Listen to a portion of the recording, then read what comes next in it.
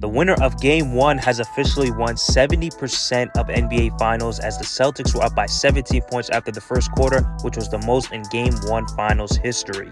And they did not look back. Of course, the Dallas Mavericks, they came back with a threat in the third quarter. The Celtics were able to recover and eventually win by 18 points, which has pretty much summed up what the Celtics have been dealing with all season long. They have been getting off to a strong start, eventually cool off, but in the end, they get the job done and win by double digits. And their game plan was very noticeable because they were attacking almost every possession. Whoever is guarding Luka Doncic, either attack him directly or have the player that's guarding him set a screen, force a switch, and go ISO mode. And the biggest issue that Dallas had faced was that they could not play help defense because the Celtics were raining threes left, right, and center, as the Mavericks had only 7 threes compared to the Celtics having 16. And that's with 7 players having multiple three-pointers made, which is the most in NBA Finals history. Now, on the other side, when Dallas was on offense, they were scoring predominantly on ISO, which was something Jason Kidd was not approving. Now, for the most part, that's how they were able to win and eventually move on to the finals, but that's a challenging aspect going up against the Boston Celtics, who have premier defenders all over the roster.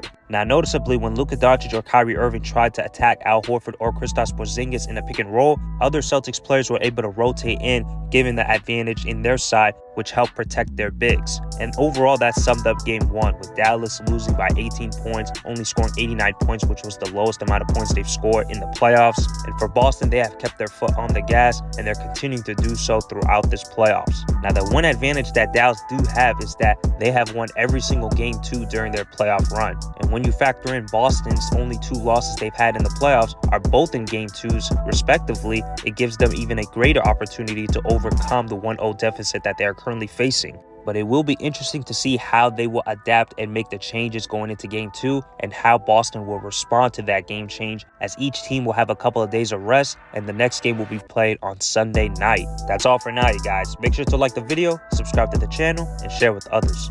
I'll see you guys next time.